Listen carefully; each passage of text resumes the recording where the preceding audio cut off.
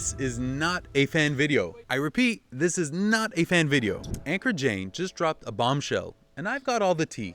Well, almost all of it. BILT CEO just confirmed that the BILT Wells Fargo partnership is officially ending in February 2026. And honestly, good riddance. As a card holder, Wells has been a nightmare. So imagine the chaos at the partner level. So here's the real headline. BILT 2.0 is coming. I've been patiently waiting for this. Anchor, you gotta give me a call. We gotta talk. I'll keep it confidential, or maybe I'll just make another fan video. Just kidding. Stick around, cause I'm breaking down why Wells Fargo was a terrible partner, my experience with a new partner, Cardless, since November 2024, and what we know so far about the BILT 2.0 evolution. Oh, and Ben Hedges, thanks for using my clip in your video intro, but can you make it more obvious than this little tiny attribution? Just give me a shout out in your video. I'm a little channel who could use the mention. It's not so hard, right? Now let's get into it. For those new to the channel, I'm Richard Devs from R2 Travel Rewards, and I'm an avid traveler and the biggest BILT Rewards fan on the planet. Go ahead and subscribe to see how I use BILT Rewards to enable this travel habit of mine. Be sure to drop me a note in the chat section of my website, boomacompany.com, if you have any personal or targeted questions. I'm always excited to consume BILT news and even more excited to share my take with you. But as you can imagine, putting together videos isn't a small feat.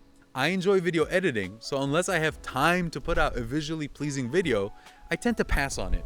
However, you can always hit me up in the chat section of my website whenever you're interested in my take on any BILT news. I'm always happy to respond there, but note that subscribers, and especially channel members, get special attention. So as promised, let's dissect the BILT news by getting into the following.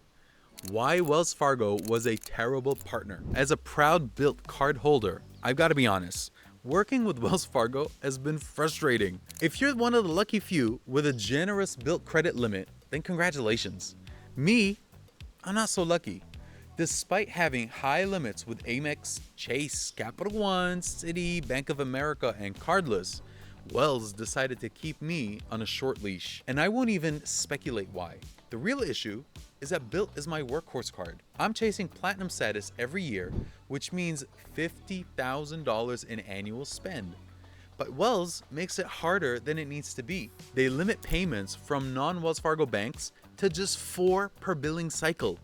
Did you know that? I pay off all my cards weekly, sometimes even more frequently than that, to keep my balances low and utilization tight. But with Wells, once I hit the 5th payment, I have to call them just to get it processed. It's not frictionless, it's a hassle. And when you're managing 30 active credit cards, a smooth payment process isn't optional, it's essential. Now, what about card approvals with new applicants? I get tons of questions from subscribers asking, why is it so hard to get approved for the BILT card? Even my brother recently got denied for the BILT card, even though he had fantastic credit. My take is that Wells isn't seeing the ROI they expected, so they're tightening approvals. Could opening a Wells Fargo bank account help? Maybe. But honestly, the juice isn't worth the squeeze. So who started venting publicly? It was Wells Fargo who first went public with their dissatisfaction over the BILT partnership. It's one thing to acknowledge that they were losing money, reportedly up to $10 million a month, but it's another to publicly express your frustration and make it clear that a renewal in 2029 was off the table. That kind of messaging was obviously not going to boost the card's popularity. At the time, many creators were predicting the imminent death of the BILT card. Case in point.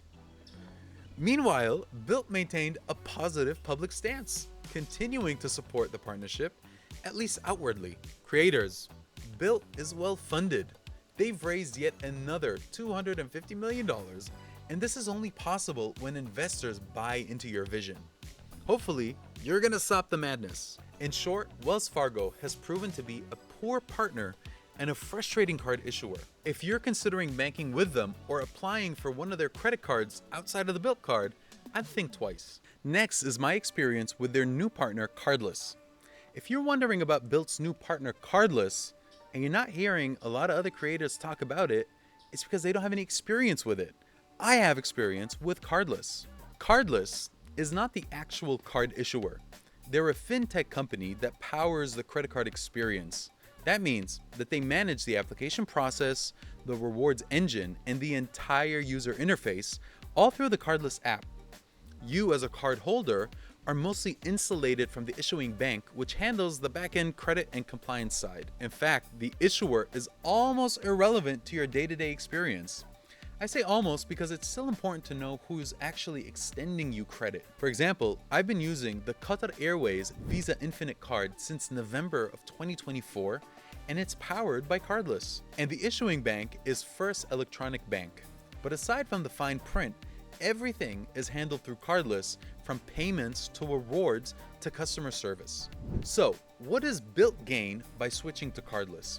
In short, control and flexibility. With Cardless, BILT can fully customize the card experience, from how you apply to how rewards are delivered, without being limited by a legacy bank system. That means there's faster innovation, better integration with the BILT app, and more freedom to design new features and card tiers. So here's a great example of how quickly new card features can be designed and rolled out when you're working with a nimble platform like Cardless. Back in April 2025, Qatar Airways doubled its dining category earnings, to my delight, jumping from 3x to 6x points for a limited time promo running from April 21st to June 16th.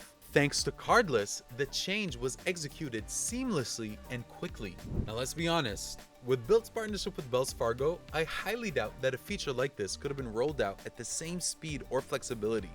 Legacy systems just don't move that fast. And let's not forget, both BILT and Cardless are young, agile fintechs. Their visions are likely much more aligned than what BILT had with Wells Fargo. At the end of this video, I'm going to walk you through a demo of the Cardless app and how I use it to manage my current Qatar Visa Infinite card. So, what do we know so far about the BILT 2.0 evolution? BILT 2.0 is coming, and it's bringing 3 new card tiers: a $0 annual fee card, a $95 annual fee card, and a $495 premium card. While BILT hasn't revealed the full earning structure or the benefits for each tier, we know a few things. You'll still earn points on rent, condo HOA fees, and now expanded student housing. And yes, mortgage payments are coming in February 2026. So, what happens to current card holders? Anchor Jane has confirmed that existing BILT card holders will be migrated to the new platform. Details are still to come, and BILT will share more this coming fall. Now, since the card still hasn't launched, I have a few recommendations for BILT. First, reward your loyal users. Convert all the current gold and platinum members to the $95 tier and waive the annual fee for the first year. That would encourage continued spending today, and it would build excitement for what's coming with BILT 2.0. Come on, BILT, you gotta admit that's a friggin' good idea.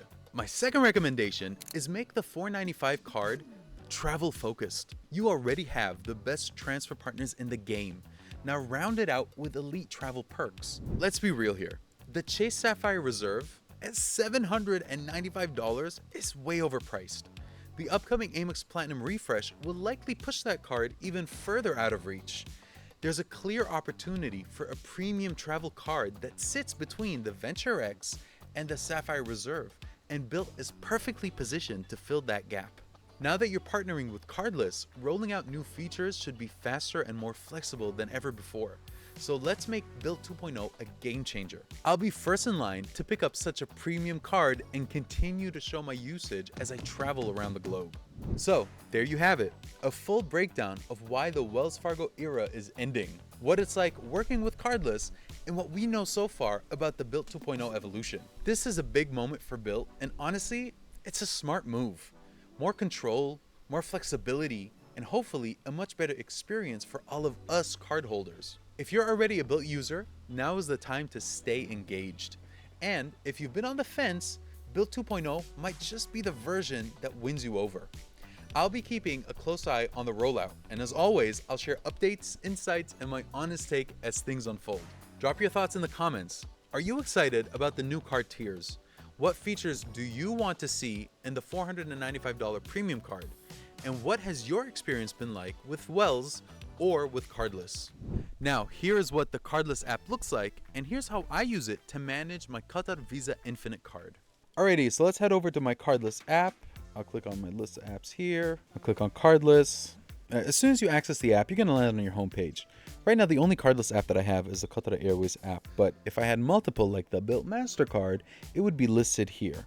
So I would select the card in question, I would land on the home page. It defaults to showing your balance and then your available credit. If there's any payment due, you can do that right here. Tracking your transactions is super easy, it's super convenient. And with any app, what matters is the menu on the bottom. Let's go on to the next tab, which is the card tab. It's going to show me my virtual card number. Now, I'm all about virtual cards. I very rarely share my physical card number. In case it gets compromised, I can kill the virtual card number, generate a new one. It's an awesome feature. I highly recommend everyone uses virtual cards whenever possible. The next tab is the rewards tab, and this tab is awesome. It shows you all the benefits and all the promotions going on right now. If you click on your Earn Avios tab, this is going to show you the Avios you're going to earn if you swipe the card right now. So for example, I have 5x for Qatar Airways travel, which is fantastic. That's a fantastic multiplier. 3x on dining, 1x on everything else. Compare it to this screen when there was a promotion running, I would see 6x on my dining as a promotion. So it's an awesome tab to track my Avios. I can see my activity, all my purchases, how many Avios I earned on each one. I love it. The last tab is the accounts tab. I can see my statements, I can see my account number, I can see my APR. It's a nice reminder that banks are evil, charging me 23.24% interest on my card. It doesn't impact me because I never carry a balance, therefore I never pay them interest, but it's just a reminder that banks are evil. I can review my credit limit, and then I have a link to refer a friend. So if any of you want the Qatar Airways credit card, let me know. Happy to send you my referral link.